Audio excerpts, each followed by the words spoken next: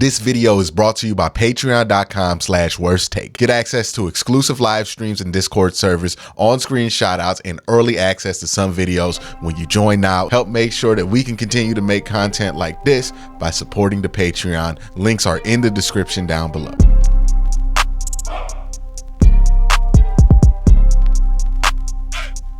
One of the things that has been a constant source of conversation amongst Browns fans, Browns media, people in the national media talking about the Cleveland Browns has been the topic of cap casualties. Now, it's February. It's like a couple weeks after the Super Bowl.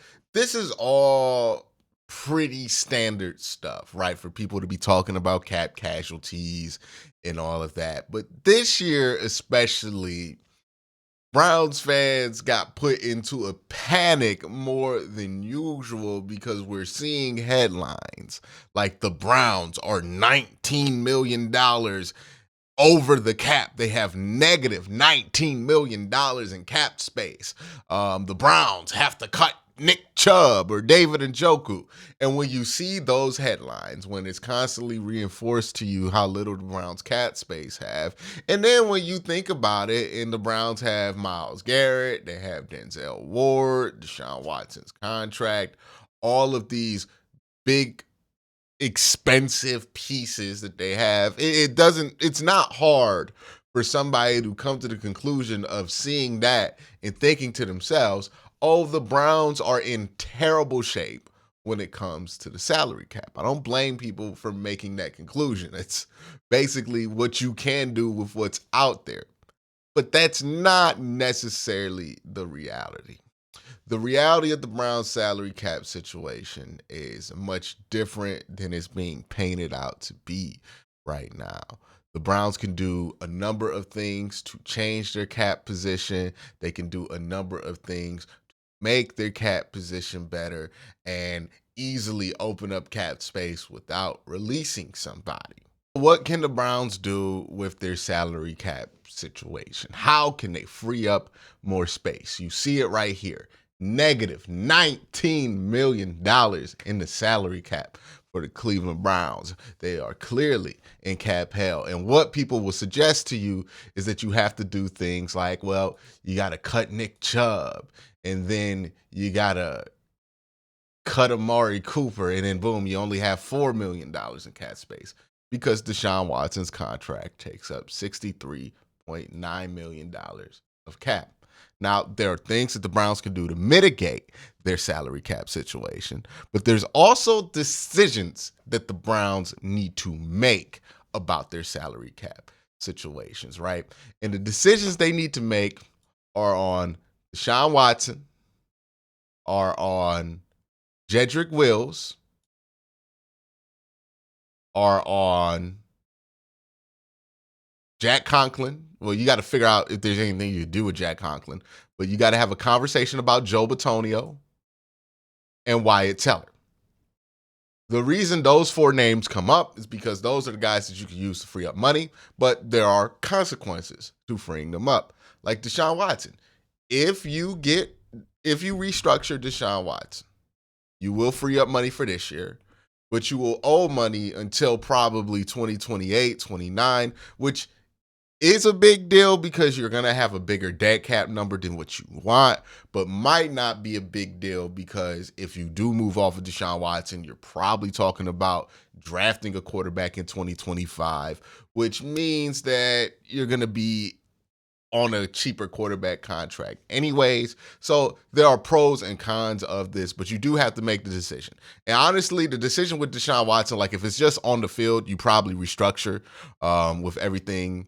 But if you see any red flags in that building with how he behaves with himself, that make you feel like you want to get out of this with as quick as a responsibility as possible, then you don't restructure. But more than likely, if this is just about what he's produced and what he hasn't produced on the field, you're probably going to have to just restructure him, right? So boom, you restructure him. That already will free up some cap space. So I think the real number is like 28, but they put it at 30. So you restructure him. That is a decision you can make. You already have guys who have automatic restructures to kick in. Denzel Ward, his is kind of obviously going to be a restructure. Myles Garrett has an autumn restructure in his contract. And then you have a guy like Wyatt Teller. Now, the reason you don't make a decision on Wyatt Teller right now is simple. If there is an upgrade out there, right? If you look around and you look for a player and you think to yourself, this, is there a player that is currently or could be available to the Cleveland Browns that would be worth losing either a combination of Wyatt Teller and Nick Chubb for, or losing Amari Cooper for? That is a question, right? Let's say you get your hands on Devontae Adams. Is that worth losing Amari Cooper for? Because you're going to have to lose Amari Cooper if you go after something that expensive, or Stephon Diggs or something like that. Or is it just worth it to keep Amari Cooper and maybe go after a Mike Williams who might be cheaper? That's really the option here, right? Like, you can keep Amari Cooper, add somebody a little bit lesser, less high ticket there, or you can get rid of Amari Cooper and use that money in part to pay for a more expensive but younger wide receiver. That's a decision that has to be made, right? If you want to go after Mike Evans, you got to get rid of Amari Cooper. If you want to go after a big name defensive tackle, that might mean that Wyatt Teller or Nick Chubb become a casualty of that. But remember, the conversation with the Cleveland Browns, especially for this year, is not about what they can do to save cap space. That's secondary. It's about what they can do to make the team better. And if there's a move out there that makes the team better, but requires them to move off of certain players, they will do it. If it doesn't make the team better, but it saves some cap space, they're probably not likely to do it. Another decision needs to be made on Nick Chubb, right? He's going to be hit. He's set to hit the cap at 15.8. What's likely to happen here is that they renegotiate and extend this deal where the base salary for this year would be somewhere close to like $8 million. Not 80, $8 million. They'll give him some bonuses, and that'll bring the cap number down to 4.2. And then you can even do it like Jack Conklin, where it's like a 2 + 1, where you can have 8 here, maybe 13 here, so he gets a raise in base salary for next year if he makes it through, and so on and so forth. You can add void years onto that. But right now, let's just do like the 1 year reorganization of that contract to save up some cap space. That's likely what's going to happen with Nick Chubb. So already we're looking at the cap space. The Browns went from -19 to $31.4 million. Amari Cooper, got to figure out what you want to do with that. Not really much options you could do with that. I think they're just going to have to let it sit, to be honest, because they might want to get off of that contract in 2025. Jedrick Wills is another one, right? Because if you think DeJuan Jones can play left tackle, right? I don't know how confident the Browns are on it. I know that there were reports that they were cross-training him at left tackle, but I don't know if that was just a break glass in case of emergency type thing, or if that was a we legitimately think he can play left tackle for this team thing. If you think DeJuan Jones can play left tackle, that solves a problem, right? You got double trouble on the right tackle's position where you have 2 starters, 1 position to start. So if you think DeJuan can flip to the left side, you put him to the left side and you have Jack Conklin play the right side. The reason you don't consider flipping Jack Conklin is because he's played right tackle too long. Like, the muscle memory, from everything that Joe Thomas says, he says the muscle memory that you acquire playing right tackle or left tackle in the league is kind of hard to overcome after like 3 years. And DeJuan is in that range where he could possibly flip. Jack Conklin is not. So if you trade Jed Wills, then you will save about $14 million of cap space. All of a sudden, you have $45 million of cap space. You could restructure Joe Bitonio, which will make him harder to get rid of in later years. So you got to decide, do you think he has a couple years left? If you restructure Joe, I think you save about $4 million. Yeah, you save about $4 million in salary cap space and just restructuring Joe Bitonio.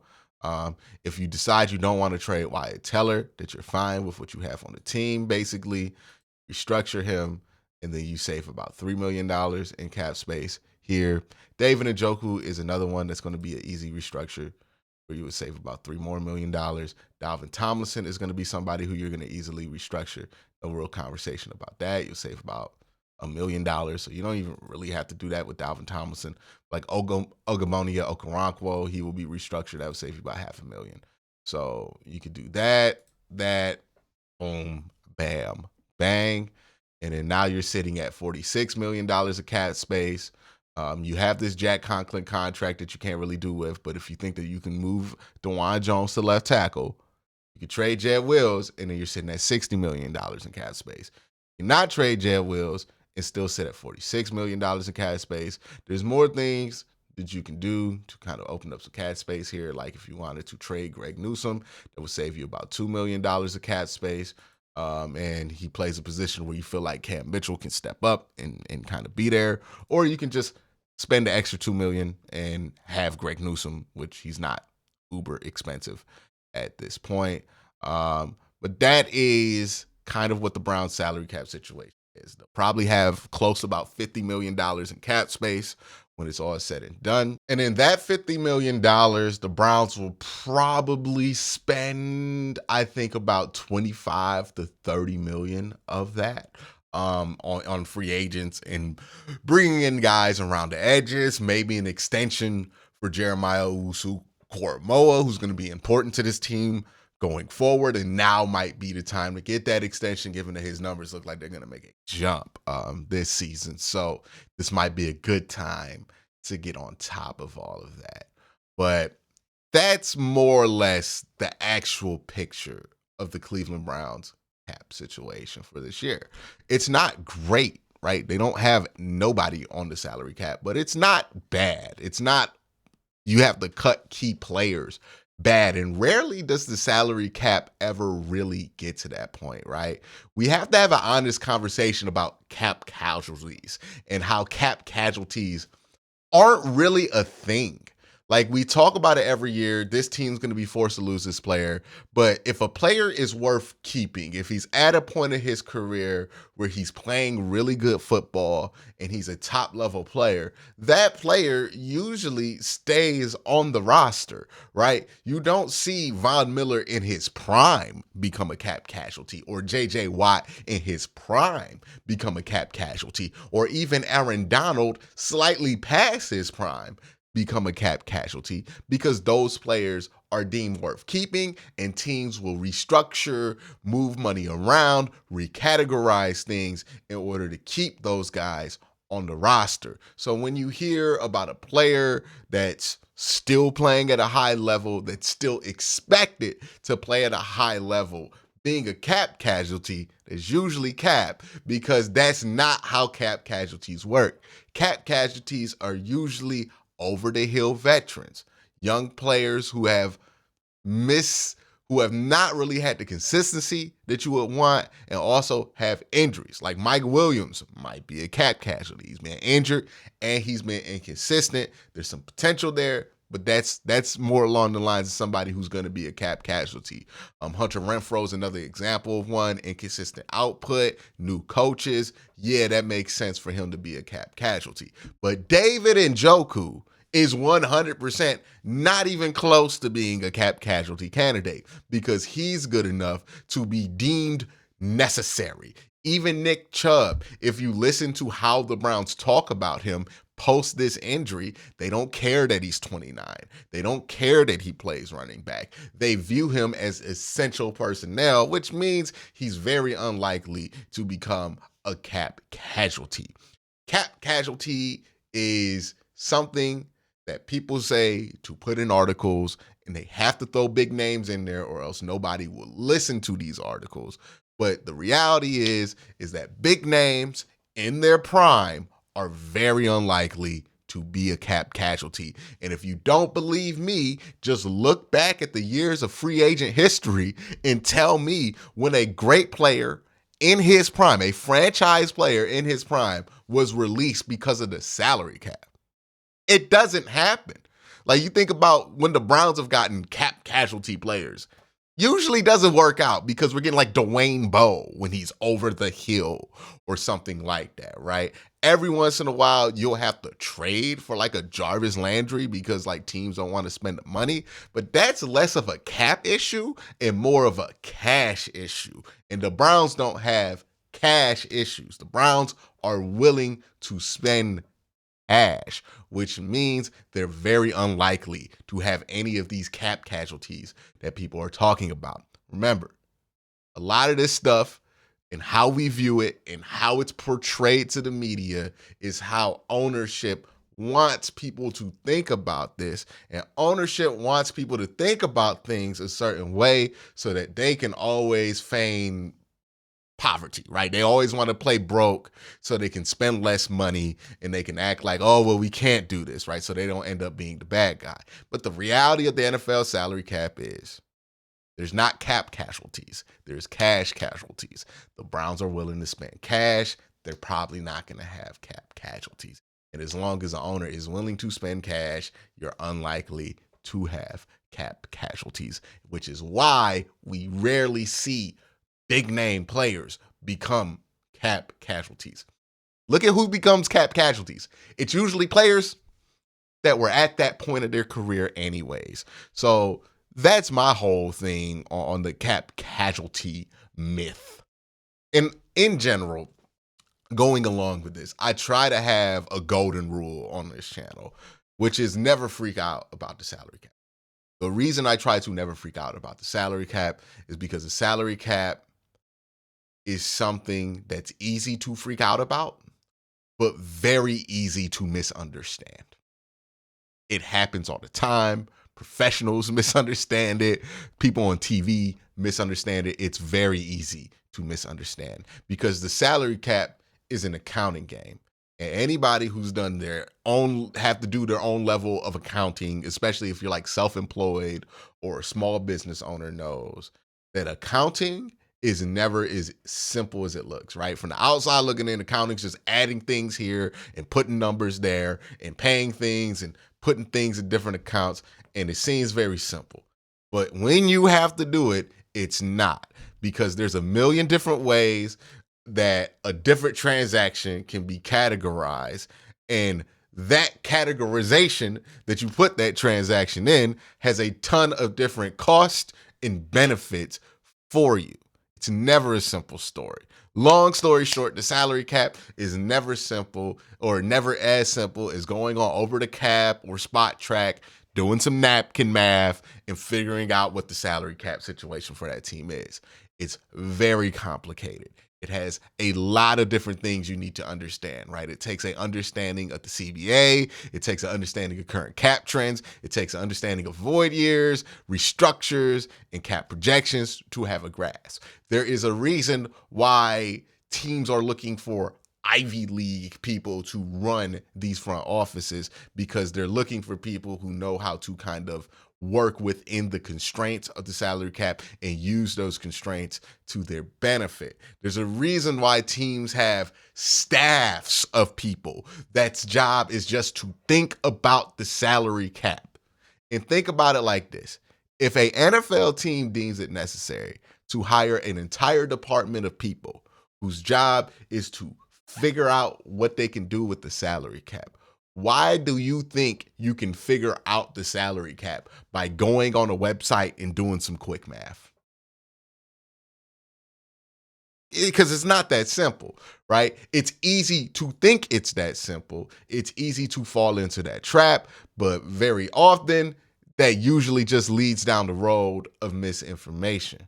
Uh, Again, I understand why people would think the Browns are in cap trouble, because it's easy to get that understanding. Myles Garrett is expensive. Nick Chubb is expensive for a running back. Amari Cooper is expensive. Deshaun Watson's contract, it's all you hear about. So it's easy to draw that conclusion, but the reality is very different. The Browns have a number of options to get under the cap, and not just get under the cap, get to a point to where they can spend about $25 to $30 million of the cap space that they'll have, and they'll likely have about $50 million in the cap space because the cap went up higher than they projected it to go. A ton of things you have to think about. There's some decisions that need to be made for sure with this team. But one thing that is true is that the Browns aren't in that bad of a cap situation. They have some things to figure out for future years. They have some problems that they have to figure out for this year, but none of these problems are so bad that they're going to have to get rid of a David Njoku or a Nick Chubb. And if they do decide to get rid of a Nick Chubb, it's because they feel like they could bring somebody on the team with that money that will legitimately make the team better. The question at the core of everything the Browns need to, everything that the Browns do this offseason is not, will this save us cap space? That is secondary. The question that the Browns will be asking about every transaction that they're rumored to make, every transaction that they can make, is this, and it's this simple. Does it make the Browns better? If we bring in Stephon Diggs, for example, right? We trade for Stephon Diggs, but we have to cut Amari Cooper. Does that make us better? If we want to bring in Chris Jones and Stephon Diggs, but that costs us Wyatt Teller, Nick Chubb, and Amari Cooper, does that make us better? That's the question at the core, not necessarily the salary cap. And that's what should be the top question at Browns fans' minds. Instead of worrying about the salary cap, I often say this, but worrying about the salary cap is usually wasted energy because it could be better spent thinking about other things. Because ultimately, if a team wants to figure out their salary cap situation, they'll figure it out. The New Orleans Saints have been like $70 million over the cap for like 10 years. They still can sign guys. They signed Derek Carr last year. And that wasn't a great contract, but they signed him. So it's always manageable, or at least manageable for the most part. Or you might have to take a hit for a year. But if you're taking a hit for a year, let me not. But that's my thoughts on the salary cap and the cap casualty conversation. Let me know what you think in the comment section down below. Y'all have a great day. Have a better night. Peace.